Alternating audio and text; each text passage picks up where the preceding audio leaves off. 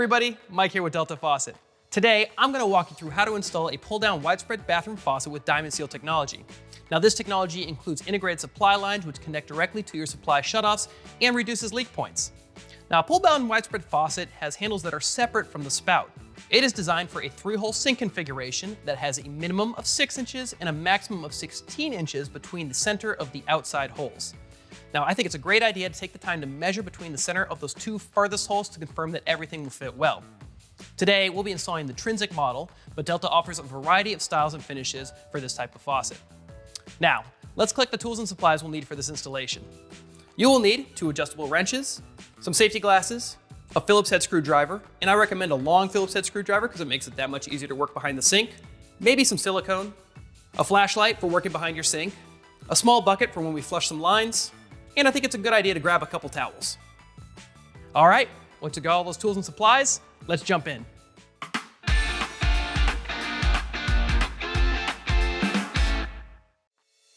So the first step of this installation is going to be installing our end valves into our countertop. Now, the end valves look extremely similar, but there is a key difference. One side is for the hot and one side is for the cold. Here I have the hot side, and I know it's the hot side because it has this tag on my supply line. Next, we're going to take our handle base here. You'll see one side is smooth and the other side has an indent. The indent is for this rubber gasket that fits down in there just like that.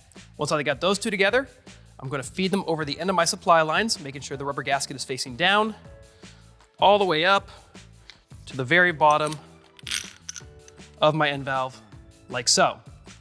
Now, if the holes you're installing your end valves into are 1 3/8 or larger, I definitely recommend also adding this extra little plastic bushing that will help keep everything centered.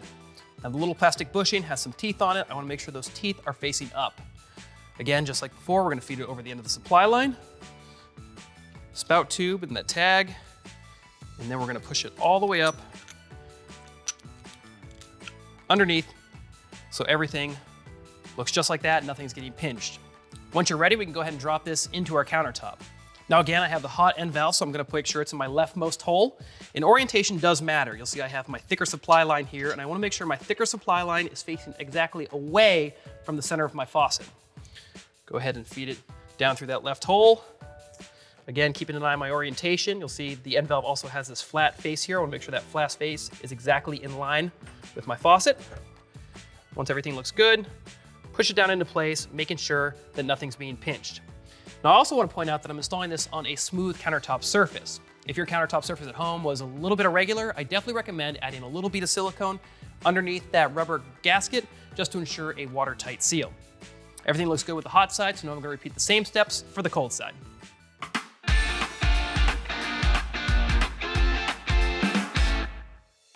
Now that we have those end valves dropped into place, we can begin securing them to our countertop. So to do that, I'm going to be using this washer here, and then also this mounting nut. Now you'll notice the mounting nut has these 2 locking screws in it. I want to make sure that both those screws are preloaded in the nut and also sitting below the surface of the nut itself. Once everything looks good, I'm going to start threading these over my supply line. First, the washer, followed by the nut behind it. I'm going to work these all the way up the supply line, making sure I get that smaller tube in the middle of them as well.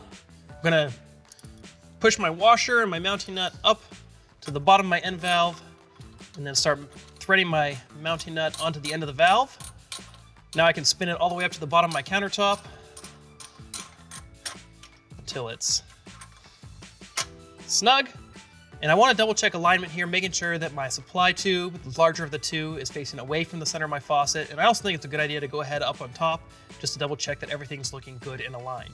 Once you're happy with it, we can take our long Phillips head screwdriver, start locking these screws into place by tightening them down. Go to one side, and I'm going to go to the other side. And I always like going back to the first side just to double check, make sure it's good and snug. Okay, that first one's nice and tight, so now I'm going to move to the other side, repeating the same steps.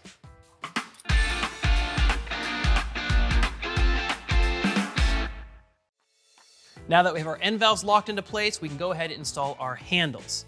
Now, each handle will have a black ring that fits into the bottom of it like so. Now, the black ring should come pre-installed from the factory, but if it fell out during shipping, we just want to make sure that we've got it reinstalled correctly. Next, you'll notice each handle has a set screw on it. Now this set screw is going to correspond with the flat edge of my end valve. So what we want to do is when we install this handle is place it over the end valve, making sure that the set screw is in line with the flat edge. With a little bit of pressure, it will push down flat against my handle base. I'm going to do the same steps for the other side. Again, keeping an eye on where that flat edge is, lining it up with the set screw, and then gently pushing it down into place, making sure it's fully seated along my handle base. Now the next thing I want to do is check for alignment. So I'm going to turn both handles into the full off position. And in my case today, you can see I'm installing a round handle, so my alignment has a little bit more leeway. But if you had a traditional style handle, now's the time you'd want to make sure that when they're in the full off position, the handles are in line with one another. If there's any adjustments that need to be made, you can go back under the sink and loosen up those end valves, adjust it slightly, and then relock it into place. Come back up top to verify that the handles are in the position that you want. Once you're happy with it, we can use our 3/32 inch hex wrench. Go back to those set screws, give them a couple turns to tighten the handle into place. We don't need to over tighten the set screw, you just want it a little bit snug so the handle can't be pulled off of the end valve. Finally, our last step is this model comes with set screw covers. Now you'll see I have two versions of the set screw covers. I have a version where the color matches the finish, and then a red and a blue version for my hot and cold sides. Now whichever one you decide to install is totally up to you. Just make sure that if you do use the colored version, we want to make sure that the red is on the hot side and the blue is on the cold side. In my case, I'm going to use the finish color. Just go ahead and gently push it into place until it's flush with the edge of my faucet. All right, that looks great. So I'm going to go ahead and lock the cold side into place now with the set screw, install that set screw cover, and we'll be ready to move on to the next step.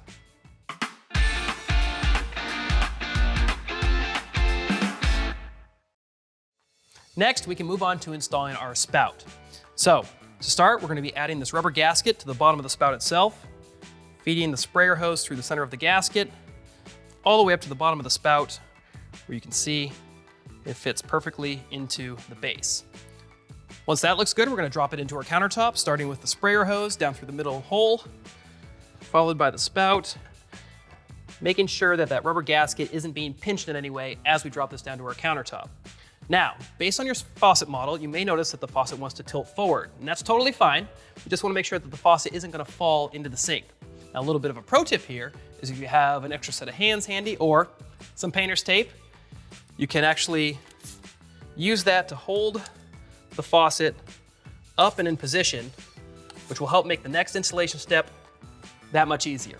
Once everything looks good, let's get underneath the sink and start locking it into position.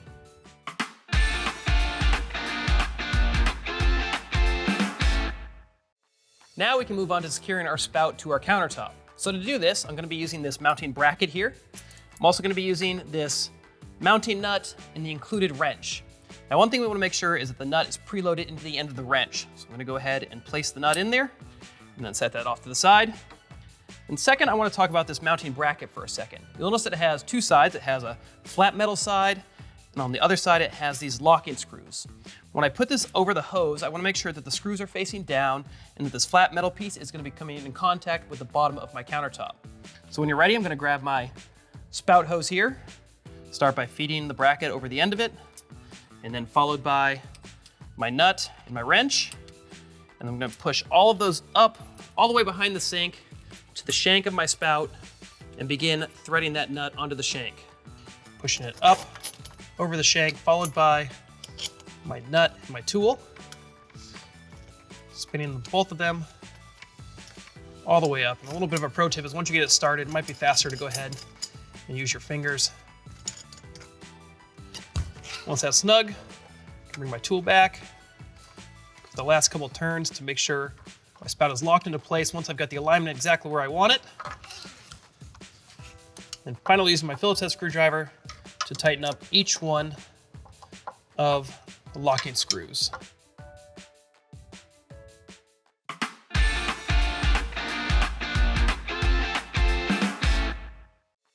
Now the first thing I'm going to do is take my hose weight and thread it over the end of my spout hose. Just like that. Next, I'm going to grab my adapter here. You notice it has a larger side and a smaller side. The smaller side fits into the spout hose like so. And on the bottom, I have my Y fitting here. Now my Y fitting has two shorter sides and a longer side. I'm gonna use my longer side right into the bottom of the adapter and then clip the whole thing into place.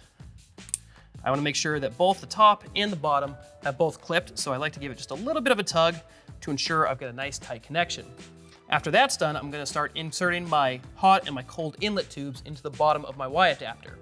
Now, when I do this, I wanna make sure that my hose isn't getting wrapped around any of my plumbing or my stub outs, which will ensure it functions correctly down the road. So when everything looks good, we're gonna go ahead and push those inlet tubes into each side of the Y.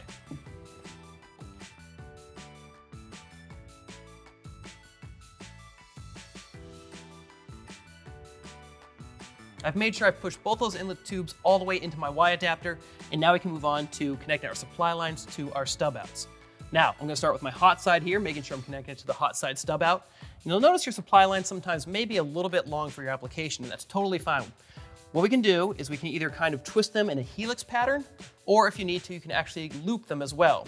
One thing I want to point out here is that if you do have to loop your supply line, make sure you don't loop it to a circle that's any tighter than, say, about an 8-inch diameter, because it could kink the line. So, once you're ready, go ahead and bring your supply line to your stub out, and then begin hand tightening the nut on there until it's snug. Once you've got it hand tightened, I'm gonna use an adjustable wrench to tighten up about 1 or maybe 2 or more rotations. I don't wanna over tighten this, just enough to ensure a nice watertight connection.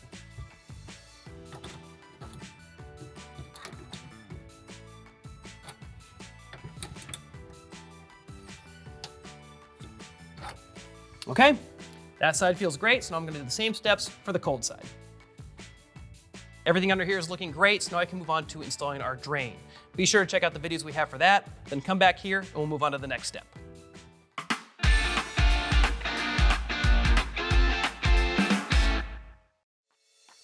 Okay, we've got our drain installed and we've made all our connections underneath the sink, so we're moving into the final phases of this installation. The first thing I want to check is making sure that I'm happy with my final alignment.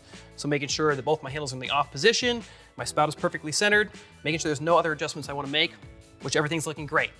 Next, we're going to move into flushing our lines. And what this means is basically running some water through our faucet to remove any debris that may have gotten in there during the installation process, because this could cause a flow issue down the road. So to do this, the first thing I'm going to do is take a washcloth or a rag and place it in the bottom of my sink. That way, if I remove any small parts, they don't fall down the drain. Next, we're going to remove the aerator from the end of our spout. Now, since this is a pull-down spout, I can actually pull this out to get access to the aerator on the bottom here. To remove it, I'm going to use my aerator wrench. And you'll see the aerator wrench has these notches on the top that correspond with the indents on the bottom of the aerator. Once you're ready, we're going to use the wrench, fit it into the aerator, and then simply unscrew it out from the end of my spout. And then set it off to the side. Now, some models will have a little rubber gasket that comes out with the aerator and some won't. Either way is totally fine. We just want to verify that there's not still a rubber gasket stuck in there, so take a quick look and make sure that your spout is completely clear.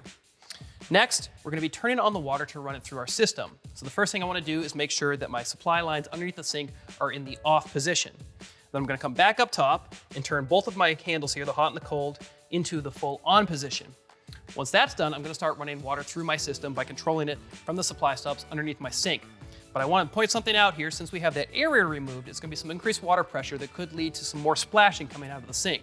So a little bit of a pro tip here is before running water through the system, I like to take that washcloth or that rag and just hold it over the spout like so, which will help cut down on the splashing.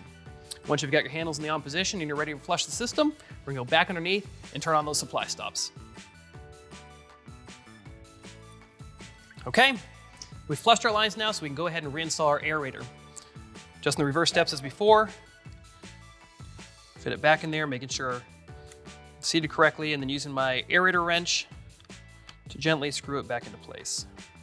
We don't want to over tighten the aerator, just enough so it's snug in the end of our spout. Okay, and that about wraps things up. The last step will be going back underneath our sink to double check everything, our supply lines, as well as our drain connections to verify there's no leaks. And then a final pro tip here is you'll notice your aerator wrench has these little indents on the side. That's to clip into your supply lines. That way, if you ever need your aerator wrench in the future, you know exactly where to find it. Okay, hopefully that installation went easy for you. If you have any additional questions, you can always reach out to the Delta Faucet customer service team. They're more than happy to help.